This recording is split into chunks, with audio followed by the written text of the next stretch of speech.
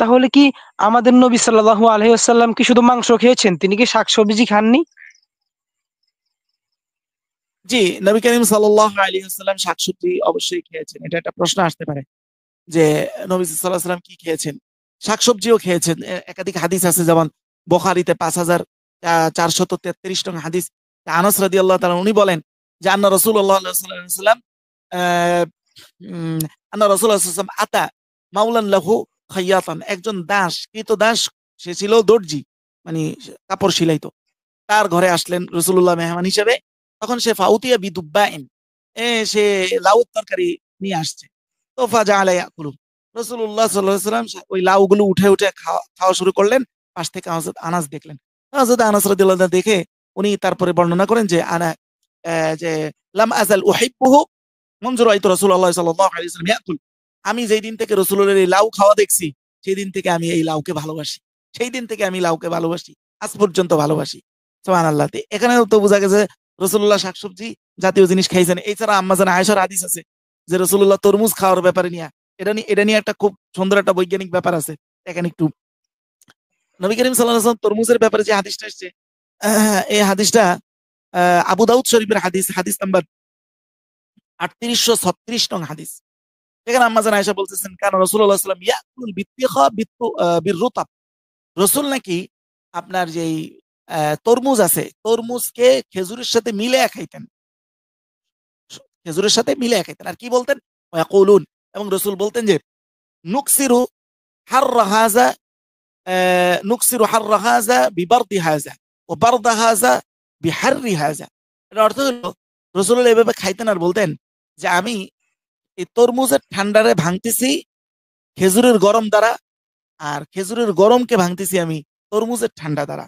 সুবহানাল্লাহ। এটার মধ্যে কত বড় বিজ্ঞান লুকে আছে, যেটা ১৫০০ বছর পরে বহুত রিসার্চ করে হয়তো বিজ্ঞানীরা এটার ব্যাপারে এখনকার বিজ্ঞানীরা স্বীকার করে বা বলে। আপনি গত বছরে দেখছেন অনেক বেশি, এখনকার সমস্ত চিকিৎসা বিজ্ঞান বলে যে অনেক বেশি গরমের মধ্যে যদি আপনি ডাইরেক্ট কোনো ঠান্ডা জিনিস, বেশি ঠান্ডা জিনিস খান, তো আপনার অ্যাক্সিডেন্ট হওয়ার সম্ভাবনা আছে।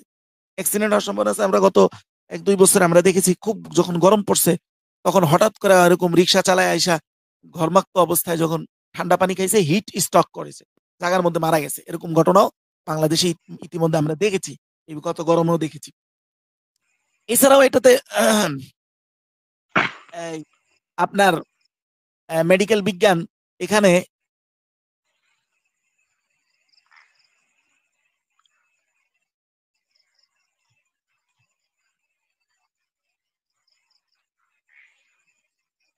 জি মেডিকেল হ্যালো জি মেডিকেল বিজ্ঞান এখানে আপনার একটা থিওরি বলে, তারা বলে যে গ্যাস্ট্রোইনাল টেস্টাইনাল স্প্যাজম, মানে হচ্ছে আপনি হঠাৎ করে যদি আপনি একটা ঠান্ডা পানি গরম অবস্থায় খান, তাহলে আপনার পাকস্থলী যেটা আছে এটা সংকোচন হয়ে অ্যাক্সিডেন্ট ঘটতে পারে।